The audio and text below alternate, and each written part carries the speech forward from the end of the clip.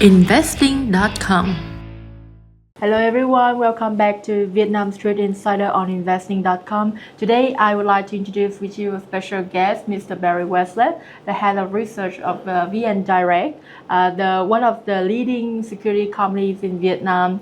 And Barry has experience in Vietnam market for like decades, right? Mm-hmm. Yeah, and we love to hear his sharing on his insight of the market.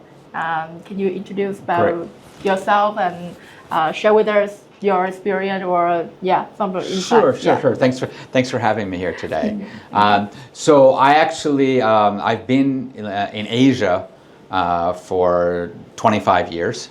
I worked in Singapore and Malaysia for a while. And then when the global financial crisis came, I was actually working in asset-backed securities in Singapore, so I was right in the heart of it. And so I decided at that point it was time for a career change, and my wife is Vietnamese. So we came here in 2008, about 2 weeks after Lehman went bankrupt, and started looking for new things to do. Started up a few family businesses. We've had some good success with some small businesses here, and then I had the opportunity to get back into financial markets with being head of research. So I've been head of research now for a few firms and have been with VN Direct for about a year and a half, and I'm very proud and excited to manage the team here to promote the Vietnam story for institutional investors around the world. I'm sure that because you are in the heart of the financial crisis, maybe you will have, you already have a lot of lessons to learn. Yes. Maybe if in the future we have the crisis, you will, we will know this share too best, right? Well, let's hope not, but yes. But yes. Okay, we have a lot of cover today from the investment climate in Vietnam to the market trend to the emerging market status, the opportunities with the U.S. trade. So let's jump right in, shall we? Let's do it. So how could you describe the Vietnamese investment climate in recent years? So the investment climate is very good and improving all the time.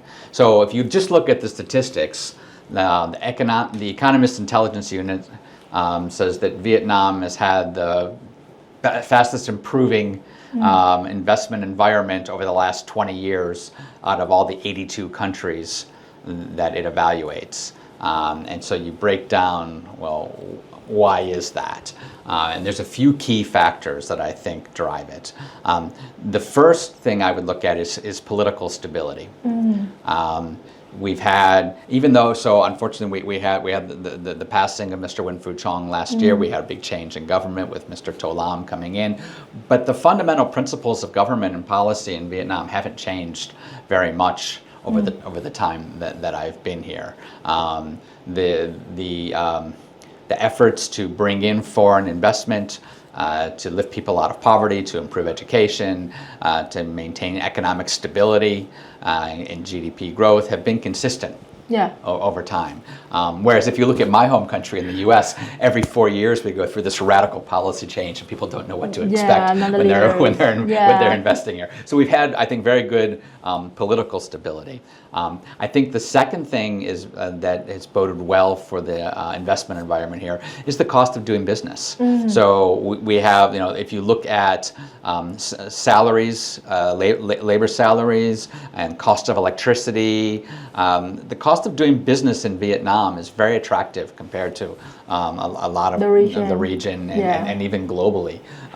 So that's boded very well for us. And then we just have a young, well-educated workforce that has really helped promote investment. Because that's what really, when you invest in here, you're coming. Someone to do the work. People, right? So we've had this low cost. The workforce salaries here are about a third of what they are in China, but the workforce is productive and educated, and so that has promoted the investment environment over the long term. Absolutely. So my statistic is 99% of Vietnamese people can, in the labor force, can write in Vietnamese. Yeah. Yes. Literacy. Yes. So if you look, if you're new with the PISA scores, so PISA is an organization set up by OECD, and they measure high school students based in science and math and writing. And Vietnam scores very well, especially in science. I think we were top 10 globally, much higher than US and UK students. So a very educated workforce. Yeah, every family have the motivation to get their yes. kids to school. Yes, absolutely. Yes. So, what industry do you think Vietnam had the greatest potential? So we've seen right now a few things. So the government has really had an emphasis on technology, right? On investment into AI, into semiconductors. We have Decree 182 came out, which set up the investment fund that would support up to 50% of the cost to set up business in these sectors. We have now the national plan to 2040 for this sector. So this is definitely long-term science and technology is where Vietnam is going, which is great. Again, coming back to that young educated workforce, we have a mandate to train 50,000 engineers. So that is in the long term where we're going. I think the next sector that I look at for long-term investment potential is the retail sector. Because if you look at our GDP per capita, which has risen dramatically over the time that I've been here, we're now approaching $5,000 per capita GDP. And globally, that is somewhat of a tipping point where people have enough discretionary income that they can actually consume things. So like when I remember when I first moved here in 2008, and I came from Singapore, one of the big differences was I would go to a mall in Singapore and I would see a young person with a credit card in a shop buying things. And then I came here in 2008, and the young people, they don't have any money, right? So only cash. Only cash. And not much. Not much. Right? So the idea of making big consumption purchases was not really seen here. And if you look at the consumer sector in the United States, it's all geared toward young people. Trying to get young people to spend money, right? So I think now that we get to this point where we have these engineers, well-educated, good jobs, manufacturing sector, we have disposable income, that the consumer sector becomes very viable. And so when I say consumer, I'm talking about retailers, I'm talking about e-commerce, and then I think that also extends to healthcare and pharmaceutical too. As people have more discretionary income, they can afford to take better care of themselves over the long term and spend more money. So I think that's also another very interesting set of sectors for the long term. If I'm talking about the short term, so I'd say, what do I think for 2025, right? We're very bullish on the banks. We think that credit growth will be quite strong in 2025. And on top of that, because of the economic recovery and the recovering real estate markets, repayments and collateral values are also strong this year, so that asset quality improves. So you have this combination of strong credit growth and strong asset quality, which we think bodes very well for the bank sector this year.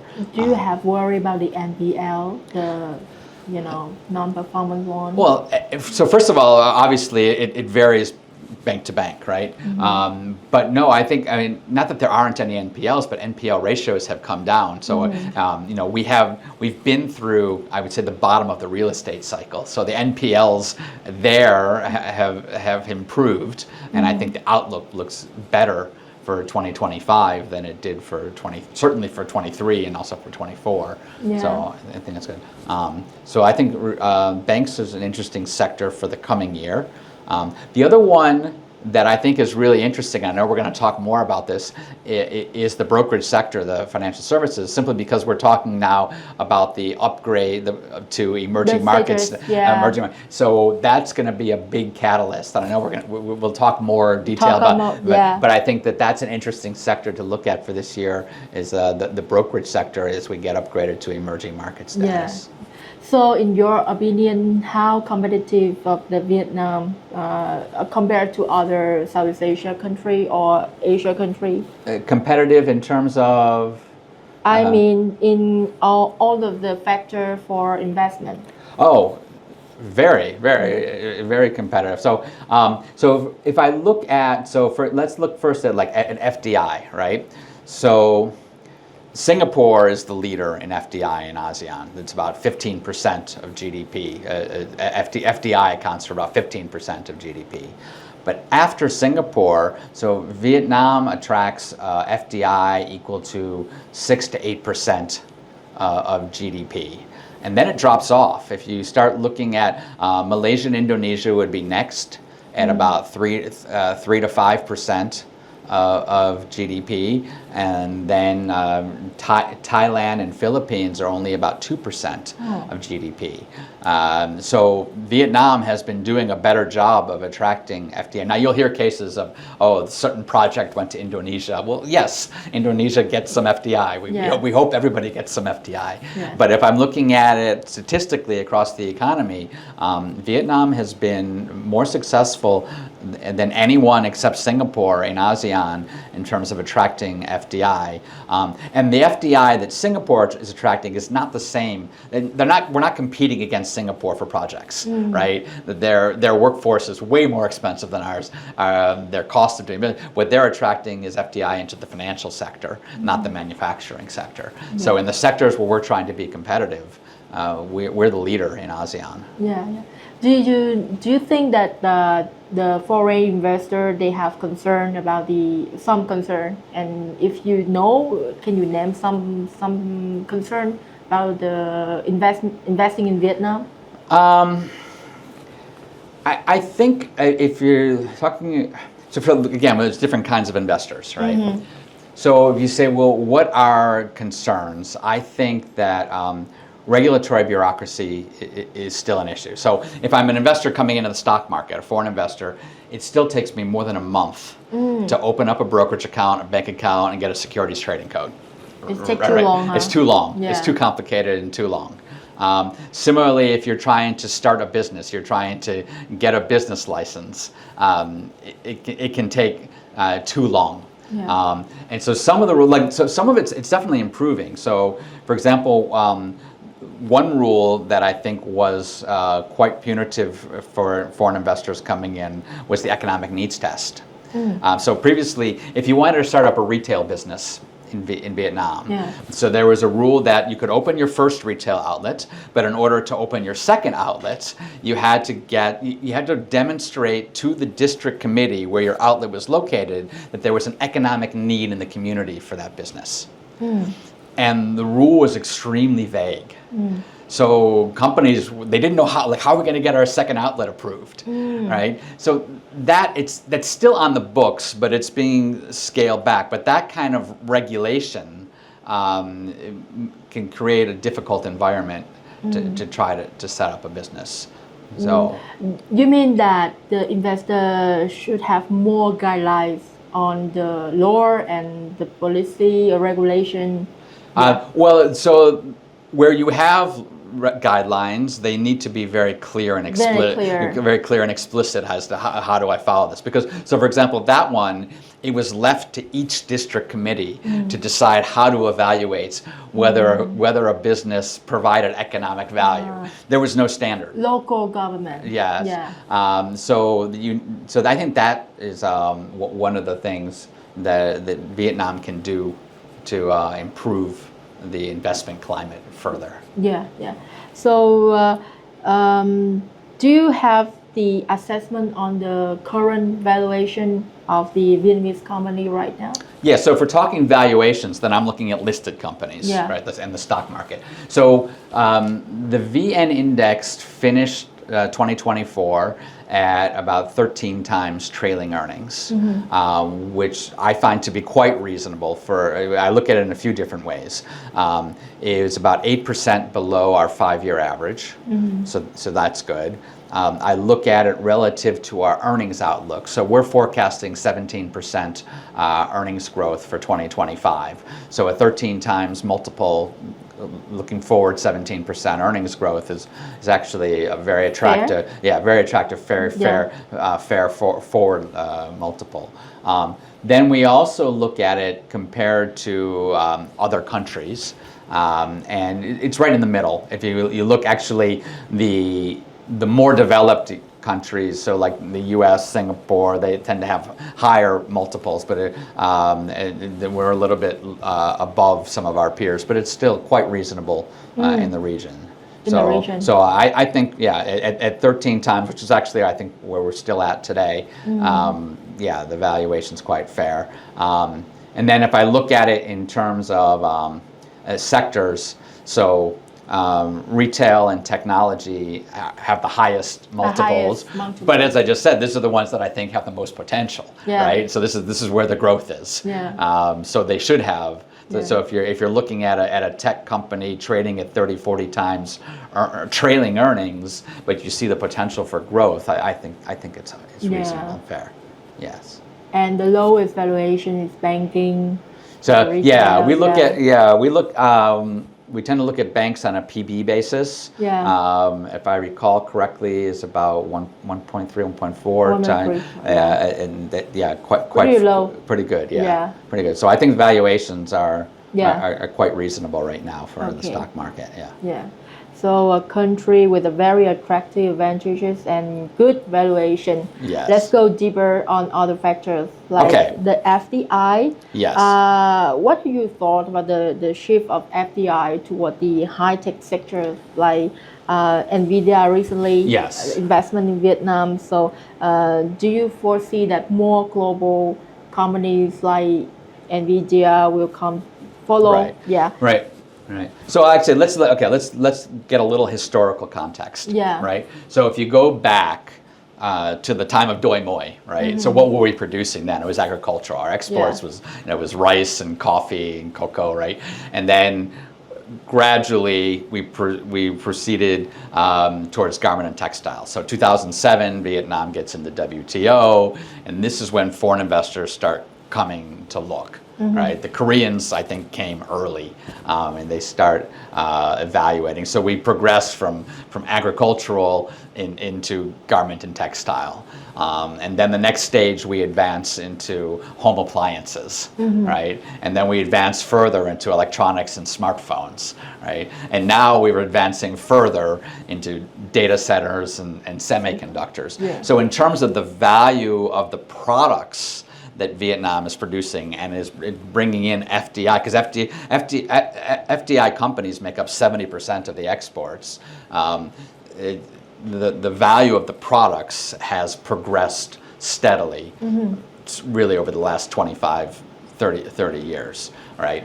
So then the question, though, remains, are not only the products themselves, but what about Vietnam's contribution, right? So in fact, Mr. To Lam gave a speech recently where he questioned that. He said, well, if all we're doing is assembling the smartphones, because I think I had read that Vietnam was contributing about 5 to 10% of the value of a smartphone. So, okay, well, we're the #2 exporter of smartphones, but we only contributed 10% of the value of that phone, right? So what can we do not only to produce more valuable products, but to have a greater share of the value of that product? And that's where I see the policies of the new government now that Mr. To Lam has come into power, where we say, okay, we're going to educate engineers, we're going to design products, we're going to build products. We're not simply going to be the assembly point where we just buy raw materials and let foreign companies come in and build them here. So if, again, I'm looking long term, I think we're on a great path to do that. And in terms of investment landscape, do you think in which aspect the producing high-end and premium products that will benefit Vietnam? Oh, yeah, absolutely. Because, well, again, it comes back to what I was saying earlier. If you have a worker in a garment factory making shoes, right, and that person makes $50 a month, then that person cannot assume they don't spend right. They don't spend very much. They buy their basic necessities, and that's about it. But if you have an engineer, a semiconductor engineer, earning a nice salary, and actually designing product, then that person spends more, and then the economy revolves around that cycle of growth. So So while Vietnam has seen a record FDI recently, how you assess the quality of the investment? Is it in terms of technology transfer or long-term aspect? Yeah, I know. I think it's quite high. So the famous case has been, Mr. Jensen Huang was here with NVIDIA, and they're going to do that. But I've seen many cases of small businesses here too, building robotics equipment, exporting to Japan and the U.S., where it's sophisticated equipment. So we're seeing investment into higher value products here. I think will change the way the country looks. I only have one concern: if we have enough high quality labor for those kind of sectors. So it's funny. I'm not worried about the labor. The goal to train 50,000 engineers, I think, is reasonable and achievable. I think the other aspect that I know the government has looked at in great detail is electricity. Right? When you start building data centers and you start going into high-tech manufacturing, you need a lot of electricity. Vietnam was quite slow in the approval of PDP-8, Power Development Plan 8. That had been sitting with the previous prime minister and with the MOIT for quite a long time. And I think that was something that was unfortunate. Now we've had it approved and we're having revisions, and so we're moving down the right path. But Vietnam needs to make sure that it has enough electricity supply to support all of these great initiatives for manufacturing growth. And that's a challenge. Especially it becomes a challenge when you're trying to weigh that with environmental concerns. Right? Vietnam has a lot of coal power, and it's understandable that that's a cheap base load source of energy, but then we need to figure out how do we grow and support our manufacturing base and still transition into greener fuels. Do you think that the Vietnamese government have know that demand and they have take action to have more supply on electricity? Yeah, absolutely. They're very much. So first of all, I mean, going to the environmental side, COP26, we were already making commitments to become carbon neutral. Neutral. And so they're well aware of that. And if you look at the goals of PDP-8, they're well aware of that too, that we need to have sufficient supply. And we've done a lot in terms of wind and solar power, we've built a lot of extra capacity on wind and solar power, and now we're turning. I think LNG is going to be the next. It's already growing, so LNG is going to be a very important source of fuel because Vietnam has a lot of gas thermal power plants, but our own gas reserves are depleting. So in order to continue to have a quality base load, we need to expand our LNG power capacity. And if you look at PDP-8, it's there. Now, there's again, I come back to bureaucracy and red tape. The process of negotiating a power purchase agreement with EVN can be a long and cumbersome process. You used to work in that. Yeah, I've spent some time on these projects, so I'm aware. So that's a very long and cumbersome process. And so if you're saying, well, what would make an investor leery about coming to Vietnam? I would say, well, I'm going to spend, I'm going to invest in a $2 billion LNG terminal and power plant. Am I going to get a reasonable power purchase agreement with EVN? that's scary. Yeah, That's really scary. So again, the government's aware. You can see it in PDP-8, but I think there's still work to do to facilitate, streamline those processes so that we get that generation capacity built. We need the grid infrastructure upgraded, and I know, we're building the power lines. We need all that to have all the energy infrastructure to support all the manufacturing that we want to have. Yeah. So let's move to another topic. Okay. U.S. surplus. Okay. Yeah. So right now, Vietnam had record export to the U.S. Yes. And how can Vietnam leverage that surplus? Okay. And mitigate the risk of putting a tariff Right. by the U.S. government. Right. Yeah. Okay. So let's back up a little bit and talk about Mr. Trump and his trade policies. Yeah. and what the risks are. So if you go back to President Trump's first term in 2017, he put tariffs on China, and at that point. From that point on, from 2017 to 2022, Vietnam's exports to the United States rose 25% per annum. Yeah. As we took, now again, we don't have to take all of China's business. China's much bigger than us. Just if we take a little bit of China's business, just right, little bit, part of it. then we get 25% growth in our exports to the United States. Now, if you look at the relationship between the United States and Vietnam, we were on the currency manipulators watch list. President Biden's administration took us off that. They upgraded our diplomatic relationships. So right now we're in a very good spot. So now we have about $120 billion trade surplus with the U.S. And Trump is saying he's going to put tariffs on China, he's going to put tariffs on Mexico, he's got Canada, he's global tariffs, right? And so the question is Vietnam next? I don't think so, and I'll explain why. If you look at the tariffs that he's proposing for China, Mexico, Canada, a lot of it is not about trade balance. A lot of it is, so he talks about the tariffs on Mexico, it's about immigration. Yeah, They have to stop, they have to close the border and don't let the immigrants cross, right? Same with Canada, right? And with China, some of it was about fentanyl, right? Some of it was about threatening the BRICS countries not to try and replace the dollar. Yeah. So if I look at that and I say, so what is the political narrative around Vietnam? What is our immigration? There isn't.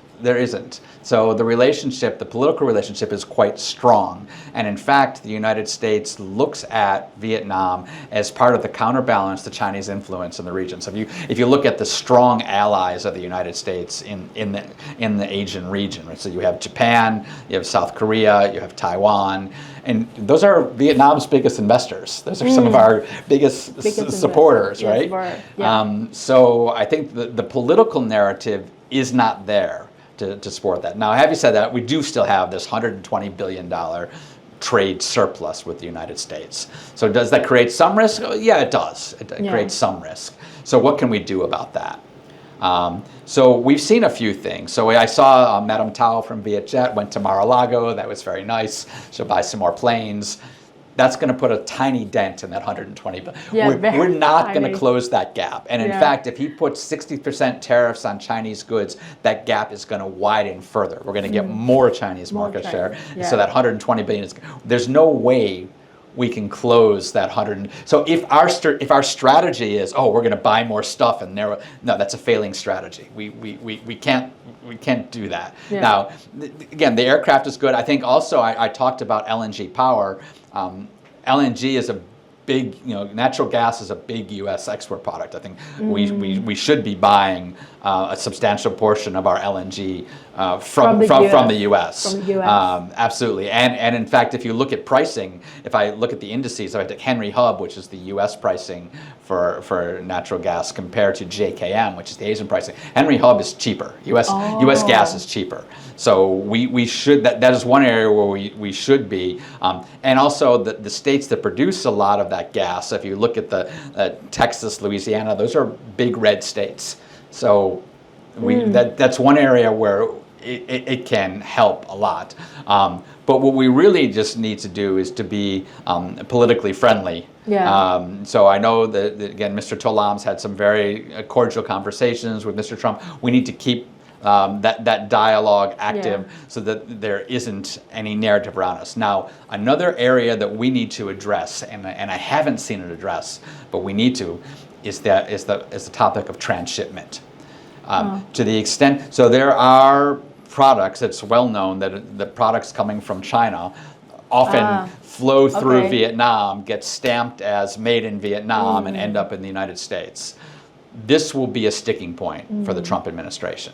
The Vietnamese government should very control strictly the transshipment. This is an area we can't. If we're seen as facilitating Chinese exports to the United States, in an effort to circumvent tariffs, that will be problematic. Yeah. Now, I think that's different than if we have Chinese FDI. If they come here and they build a factory and they actually use Vietnamese labor and it's actually made here, that's one thing. But if you have a boat that comes to our port, stamp it and send it on, that's cheating. That's cheating. Yeah. That's going to bite us. Yeah. So we need to look carefully at that. Yeah, I'm more like less worried after your explanation. Okay. Trump only used tariff as a weapon to negotiate. Right. Negotiate for other political issue rather than just the trade surplus. Yeah. I also think these tariffs are going to be problematic for the United States because they're going to create U.S. inflation. Right? If all your goods coming in have big tariffs, like it creates inflation. So if you look at the last election, one of the big issues that hurt Joe Biden and then Kamala Harris was inflation. And so the American voter is very sensitive to inflation. And granted, I mean, it's real. If you look at prices in the U.S. today, for a family post-COVID, prices went up a lot. It's hard to take a family of 4 out to dinner in the U.S. now because it's expensive, right? It's really. So in 2026, the U.S. has the midterm elections, meaning that a substantial numbers of the Congress, the Senate and the House of Representatives, will be up for election in 2026. And the Republican Party has a relatively thin majority in both houses. They don't want to lose that. So if in 2025 Trump gets blamed for high inflation because of these tariffs, that can really hurt the Republicans running for office in 26. So that's why I don't think it's a sustainable strategy to have all these strong tariffs. They need to Trump, what he wants to do is he wants to make deals, right? He wants to say, I met with Xi Jinping, we had a great conversation, we worked out a deal, I work with Mexico, they're going to stop the flow of immigrants, I did this great deal, okay, no more tariffs because I don't want inflation, because in 2026, all my Republican candidates for Congress are going to be really upset with me if we have inflation. But he also vowed to drill more. Yes. Yes. So do you think the energy price could drive down the inflation? I don't think it's enough. I don't think it's enough. Now, granted, prices for petrol, or we call it gasoline over there at the pump, is one of the key indicators of inflation. But I don't think that that's enough to offset. Especially the type he's talking about: 60% tariffs on China, 20% global tariffs, 25%. You can drill for more gas and oil. It's not going to offset that. Right? Okay. Let's see. We hope for the best scenario. That's right. Okay. So let's move to the emerging status that everyone wants to hear. Okay. And do you think how crucial the Vietnam upgraded into the emerging market? Okay. Now, I am in the small minority on this. I don't think it's crucial at all. I think it's nice to have. I think it's something worth pursuing, but I don't think it's crucial at all. So when I look at the upgrade from frontier market status to emerging market status, and I've looked at other countries who have been upgraded over the last 20 years, what you will see is when the announcement is made, there is a huge spike in sentiment. So valuation multiples expand, definitely. You then have some inflow of ETF money, right, coming in. We'll see that. And you have some actively managed money coming in. So the question is, how much money is going to come into Vietnam when we have this upgrade? So the base case right now is that FTSE will upgrade Vietnam, or which that will announce the upgrade in 2025. It will become effective. So if they announce it in March, which seems a bit unlikely now, more likely September, it becomes effective in 2026. We think that when it becomes effective, we're looking at about $1.5 billion of ETF money coming into Vietnam. And that becomes focused on companies that are in the FTSE index, right? Yeah. So these are companies with large market cap, large trading value, foreign room. So like Hoa Phat is one, Vinhomes, Vingroup, Vinamilk, Masan, VCB. They will see flows from the ETF money. Yeah, definitely. but not so much, huh? Compared to the market cap, the current market cap. Right. Yeah. So actually, that's exactly. So as I say, so we're looking at 1.6 billion coming in now. In 2024, because of the foreign exchange issues, we saw $3.5 billion of foreign money leave. Yes. The VN index went up 10%. Even though $3.5 billion left, the VN index went up 10%, right? So the question is, 1.6 billion comes in. That's nice. Yeah. But does that redefine the market? No. We're right. We're talking. It's a 200 billion market cap, and we're talking 1.5 billion coming in.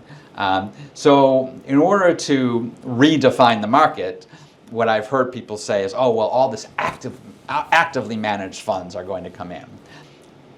I don't think so. So, first of all, when I've looked at the other markets, what I saw was that on average, they did slightly better than other markets. And actually, the one that did the best, which gets quoted a lot, was Kuwait. Kuwait, when Kuwait got upgraded, it went way up. But then I looked at it, during that same time period, the price of oil went from $20 a barrel to $120 a barrel. So did Kuwait stock market take off because it got upgraded, or because oil, which this is Kuwait, this is the Middle East, right? So I haven't seen it.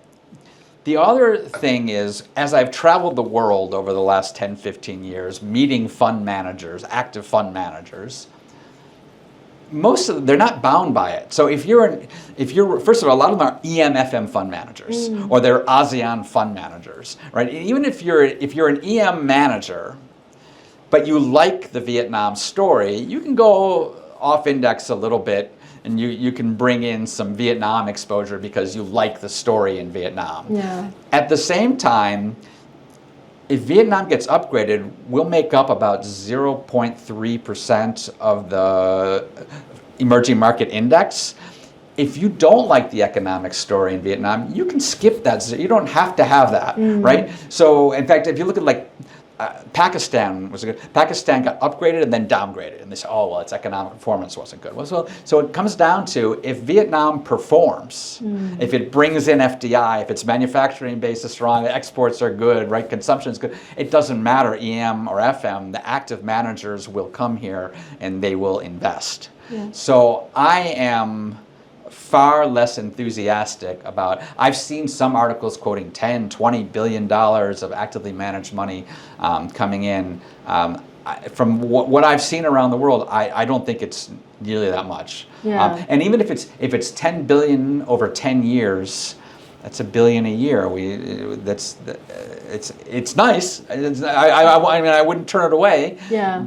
But it's not going to reshape the index. Yeah. So what I think happens, assuming we get the upgrade, and also I should say, the things that we're doing to get the upgrade, so for example, removing non-prefunding requirements, I think that's a good market development, right? So regardless of whether we're doing it just to get upgraded or because we think it's a good idea, I think it's good that we're doing that, right?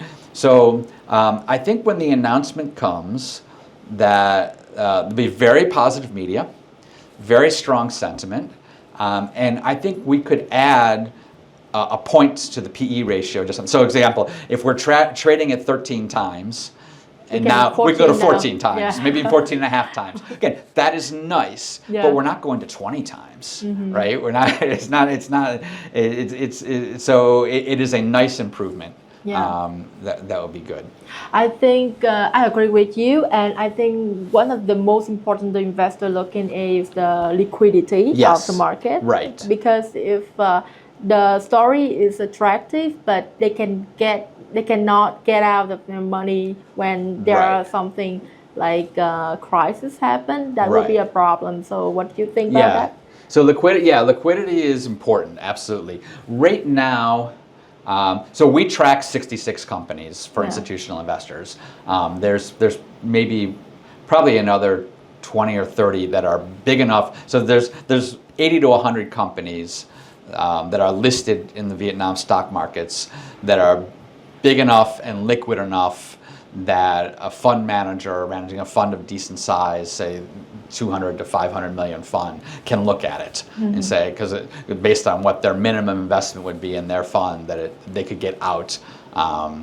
So I think that there is strong enough liquidity. Now, liquidity really spiked. Remember, right after COVID, the market took off. It was crazy. We were at a billion a day. The question is, what is the sustainable level?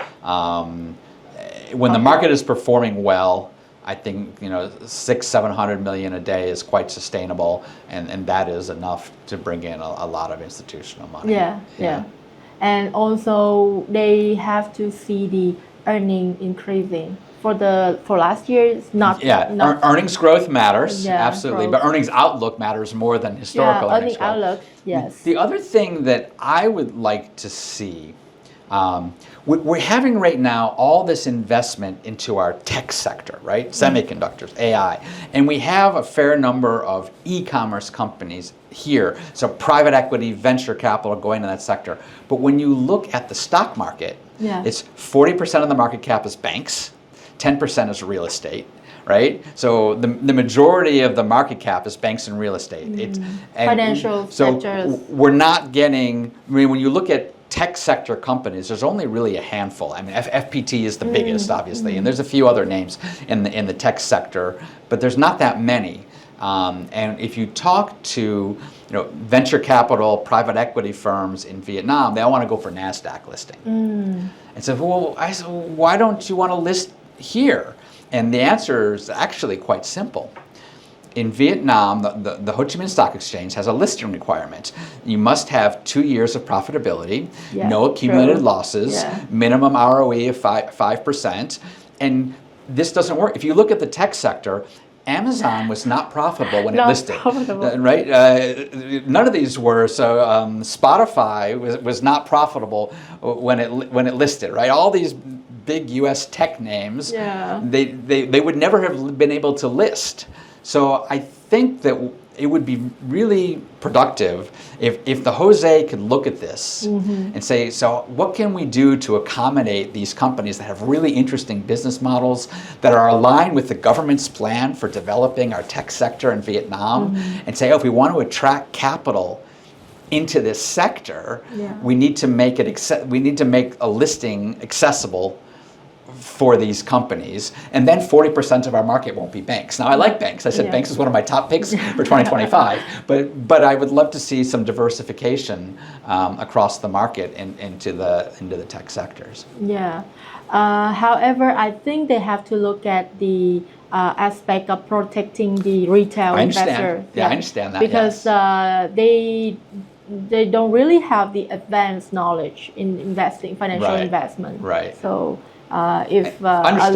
allow some unprofited company on the exchange, it could be a problem, and maybe it's crazy like a casino if they But we should keep our mind open Right. for more opportunities. And maybe there's a creative way to maybe Yeah. maybe it's not letting everybody on regardless of profitability. Maybe there's some more creative solution that people could ponder for a while and come up with something interesting. Yeah. Okay. So, what are the key risks of foreign investor if they want to invest in Vietnam? The key risks. Or challenges. The key challenges. Yeah. So again, the one that I had talked about earlier was this regulatory environment, Yeah. right? So in fact, it's my on a personal level, when I moved here, foreigners could not buy houses. Right? A foreigner could not buy property in Vietnam. When I moved here in 2008, could not. And then my wife and I went to buy a house. They changed the law so that foreigners could actually buy property. So, okay, I thought, this is kind of cool. I can actually have my name on the property. And we went. We found a place we liked, and then we went to do the paperwork to get the red book. And the guy in the district office says, "Oh yeah, for foreigner, I can get you the red book in 8 to 12 months. For local, I can get it for you in 2 weeks." Oh. So we bought it in my wife's name, right? And so we had that. I was fortunate I had that option. But for a foreigner coming in at that time, you had this big euphoria about foreigners can buy property, but we couldn't. Now it's gotten better since then. This was a while ago. But I think a lot of times regulation like that is not clear. It needs to be streamlined to help make it easier for foreigners. Again, there's a difference between investing in the stock market or coming in to buy property or to set up a business. Those are obviously very different investment propositions. Yeah. I think that if you're looking to invest in the stock market, right, it's actually pretty easy. So again, it takes 30 days to get your securities trading code, which is a little bit of a pain, but it can be done.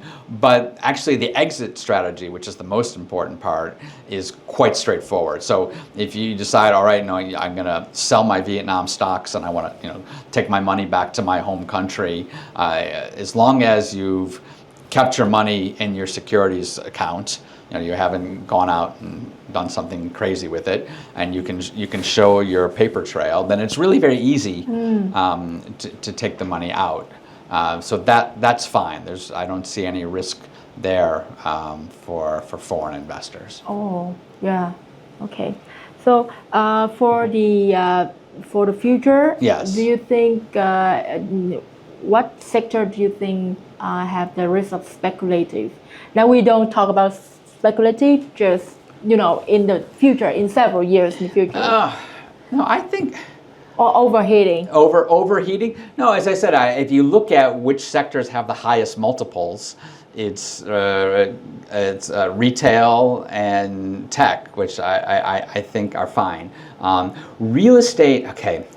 Real estate is interesting. I think we're doing better now in real estate. We've definitely bottomed out in real estate. The sector is recovering, but I think there's still a big risk there that hasn't been adequately addressed.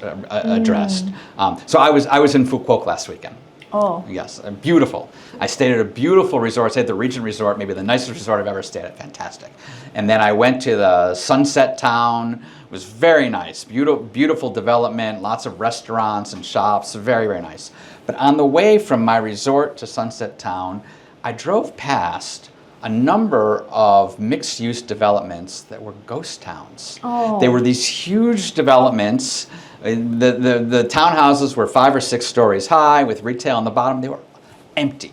Wow. And they were not economically viable. They weren't on the beach. They weren't in a city center. They were just on. And I thought, well, who approved to build these things? Right? So I think that if I look at the real estate market, now the new land law is great. But I think that the problem has been over the last 5 to 10 years is this idea of building weekend homes, vacation homes, as a retirement savings vehicle that are ill-conceived, are in poor locations. And so I saw this, and I was just in Fukuoka last week, so I saw it, but I've seen it in other places across the country, and I've read about it, that I think this is fairly widespread.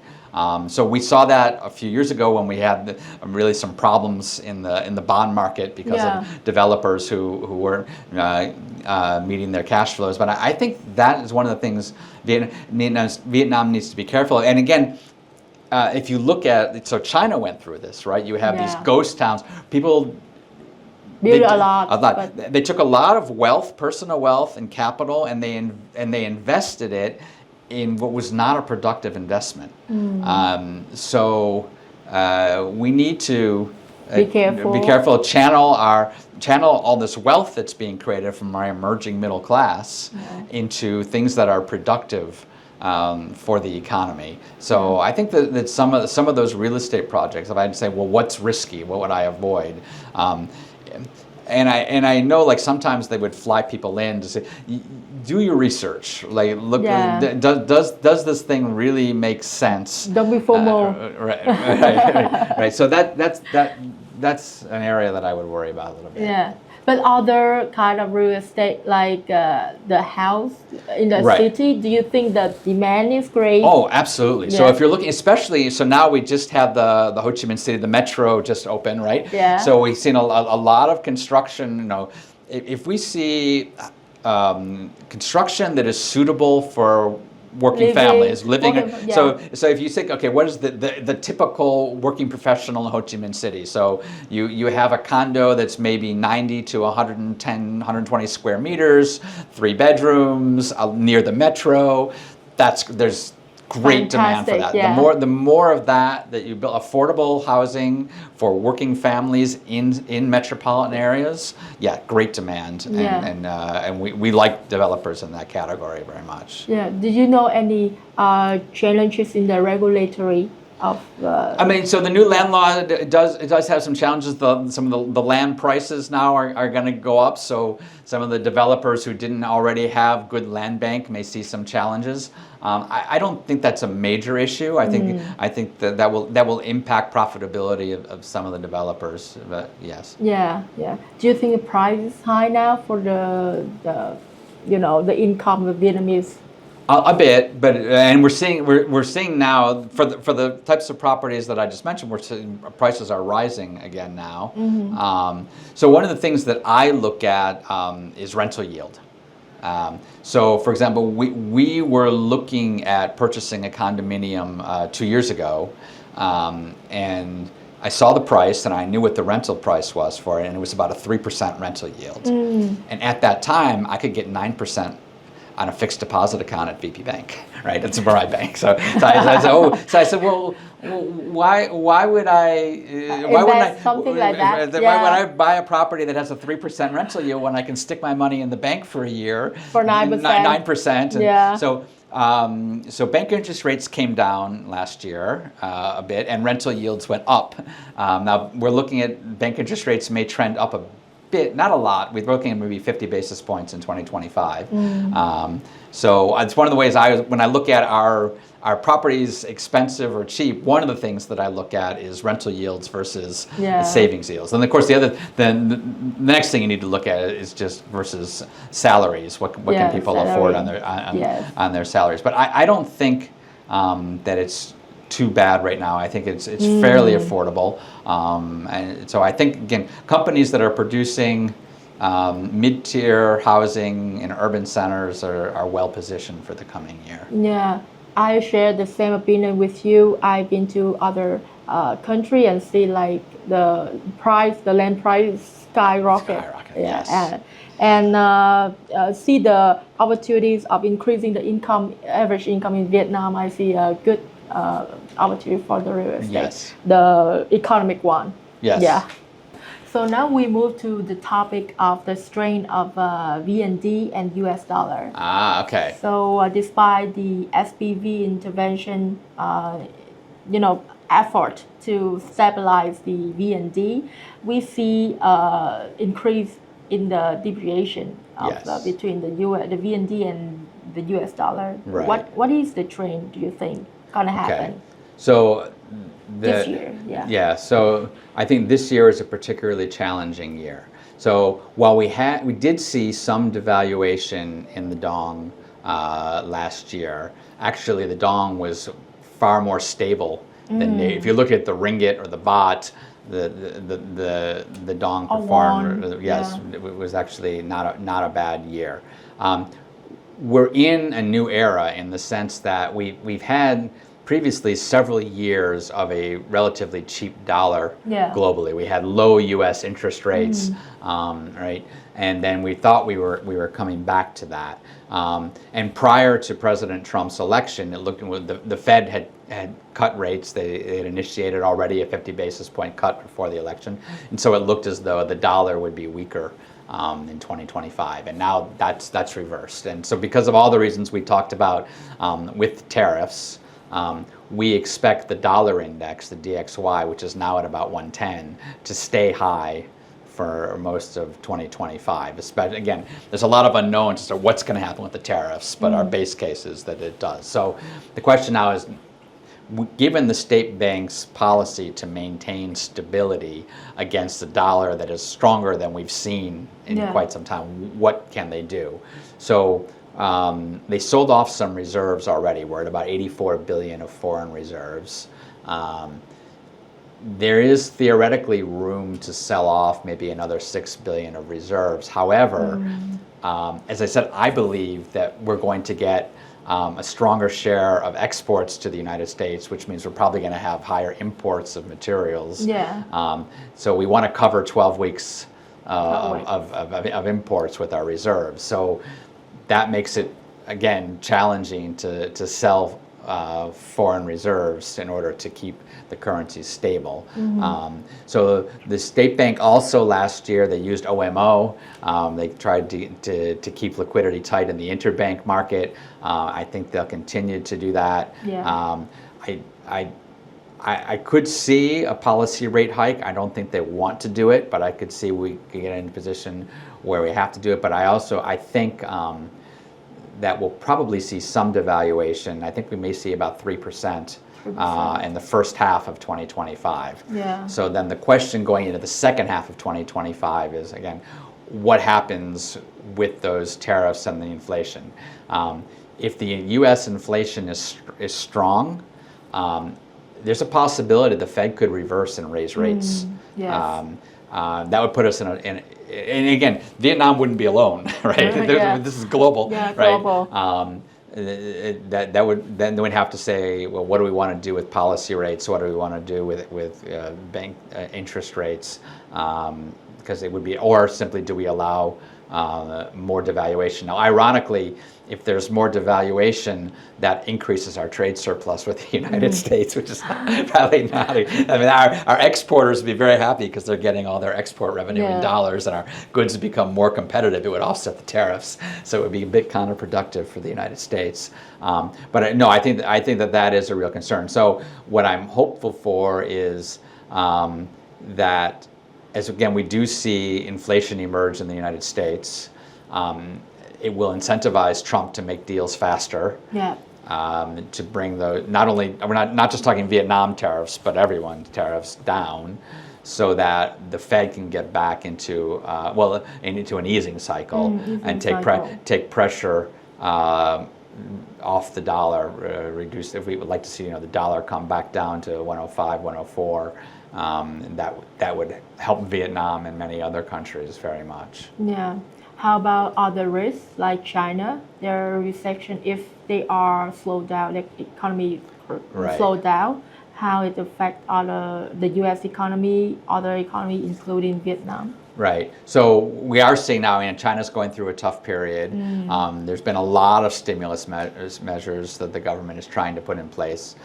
They're having some success, maybe not as much success as they would like to have. China is our second largest export market. It's, I think, 15% of our total exports. So that, of course, is not favorable for us. We'd like to see our export market performing well. So it can hurt a bit. Now, what we've also seen from China is a huge increase in FDI. Some of it comes directly from China, Hong Kong. Some of it comes via Singapore. But if you look at FBI, and historically, the Koreans were kind of the big investors early on. Now Chinese and Singapore are catching up to South Korea in terms of their FDI into Vietnam. And I think that as we see some long-term issues in China, that may accelerate. And that's why I know that early on in his term, Mr. To Lam went and met with Xi Jinping and signed a bunch of agreements. We're going to do great infrastructure projects together, and I think those are beneficial for Vietnam. I think the rail projects and other projects are beneficial. But in a lot of that, China is more motivated to invest in Vietnam, and because they're looking for high growth economies. And it's the same thing. If you look at Thailand has been a big investor into Vietnam, and a lot of just simply because our growth and our demographics are stronger. And so I think that it pulls in more FDI over the future. I'm a little bit concerned about China because right now, even though they apply a lot of stimulus, they have deflation, and deflation is very dangerous. And it cannot encourage people to spend money or anything. So the demand will go down and the growth also. I'm wondering if we have a crisis because of China. No, we don't have a crisis. So first of all, I think China's other problem is demographics. Largely because of the one-child policy, they now have a rapidly aging population. Even though the policy is no longer there, they're simply, the birth rate is way too low. So we talked about Vietnam with its young workforce. So China, they had that 25 years ago, and now they don't have it. So the risk of long-term economic slowdown in China is high. But I don't think that creates a crisis for Vietnam in any way.